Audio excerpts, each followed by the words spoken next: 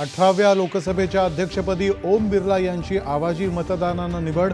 खासदारांनी विधायक चर्चा आणि नियम परंपरांचं पालन करण्याचं लोकसभा अध्यक्षांचं आवाहन।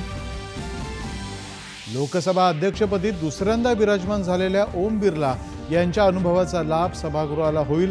त्यांची कार्यशैली नव्या खासदारांसाठी प्रेरणादायी। पंतप्रधान लोकसभेच्या कामकाजामध्ये विरोधकांकडून पूर्ण सहकार्य देण्याची ग्वाही देत विरोधकांच्या आवाजालाही प्रतिनिधित्व मिळण्याची विरोधी पक्षनेते राहुल गांधी यांनी व्यक्त केली अपेक्षा।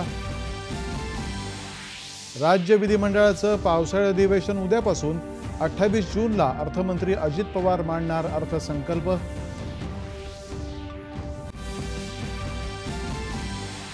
राज्याला विकासाकडे नेणारा अर्थसंकल्प मांडू। विरोधकांच्या सर्व आरोपांना उत्तर देण्यास राज्य सरकार सज्ज।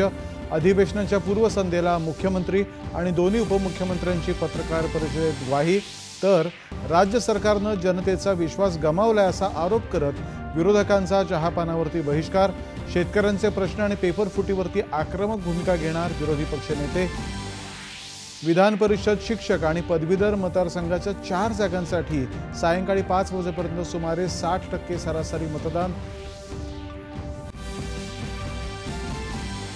इलेक्ट्रिक वाहन कंपनी अथर एनर्जी औरंगाबादच्या औरिक सिटी इथं प्रकल्प सुरू करणार। 2000 कोटी रुपयांची गुंतवणूक आणि रोजगार निर्मितीची अपेक्षा देवेंद्र फडणवीस। आणि सामाजिक न्यायाचे जनक लोकराजे राजर्षी छत्रपती शाहू महाराजांची शतकोत्तर सुवर्ण जयंती राज्यभर विविध कार्यक्रमांनी साजरी। नमस्कार, 9:30च्या बातमीपत्रात मी योगेश कुलते आपलं स्वागत।